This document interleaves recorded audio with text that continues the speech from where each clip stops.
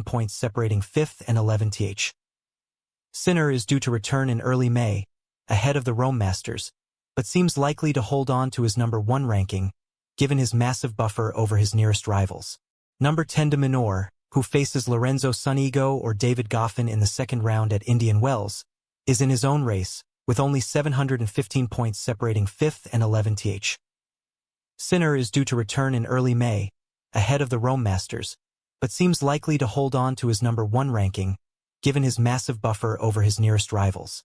Number 10 de Minaur, who faces Lorenzo Sonego or David Goffin in the second round at Indian Wells, is in his own race, with only 715 points separating 5th and 11th.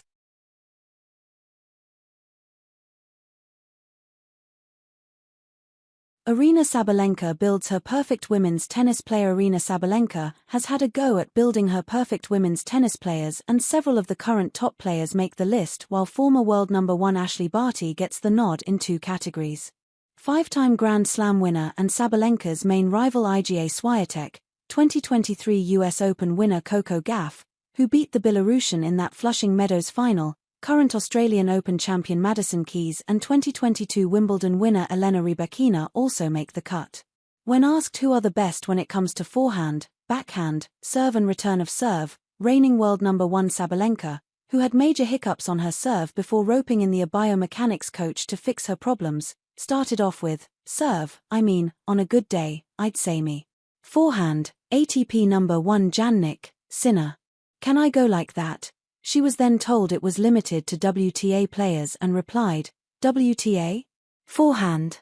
Backhand. I just so much in love with myself on the good days. I cannot think about any players, laughter. Can you believe me? Wait. Serve, Elena when she's in her good days. Forehand. Hitting partner, Andrei Vasilevsky. Can you help me right now? Oh, yeah, Madison Keys. What else? Volley. As for the backhand and return of serve, the 3-time Grand Slam winner said, guys, you're just killing me right now. Coco Gauff is good. Thank you, guys, for helping me. Anyone help? Just skip this question. I'm so bad. Return. Oh, my God. Iga. Iga is good. Serve I said Elena Rybakina. Volley, Ashleigh Barty. Slice, Barty.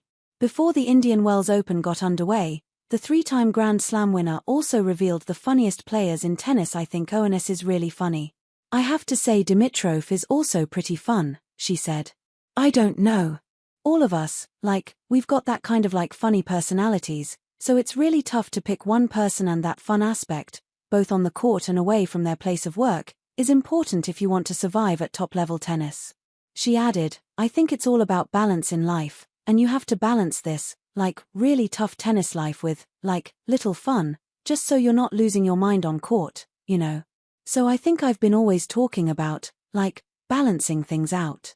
So I think it's very important to have some fun outside of court. Aryna Sabalenka kicked off her Indian Wells run with a 7-6, 6-3 win over rising star McCartney Kessler, and then warned her rivals that she mentally recovered from the Australian Open final loss and that she was back to feeling hungry.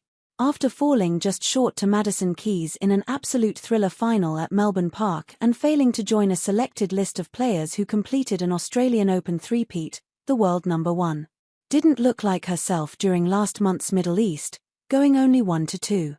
While Sabalenka didn't clinch a really convincing win against Kessler in her Indian Wells opener, it should be noted that the American, who finished as runner-up in Austin last week, was definitely a very tricky matchup for an opening match.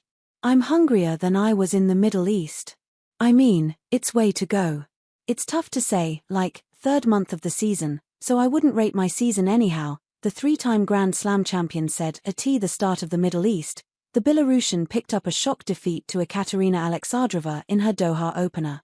In Dubai, she managed to beat Veronika Kudermetova in her first match but then got dominated 3-6 2-6 by Clara Tauson in her next match in Indian Wells. Sabalenka admitted that she wasn't mentally where she needed to be during those 2 tournaments, but also underlined that is now a thing of the past. I'd say that the final in Australia was really heartbreaking. It was very difficult to recover after that one. And Middle East I was kind of in my thoughts, I was trying to understand. I was always thinking about that match. It was, probably my mistake, but I think I had to go through, I had to realize a couple of things. I had to step back and start everything over again. Right now, I'm definitely feeling better and that final was in the past, she explained. In the Indian Wells third round, Sabalenka plays against Lucia Bronzetti, whom she twice easily beat last year.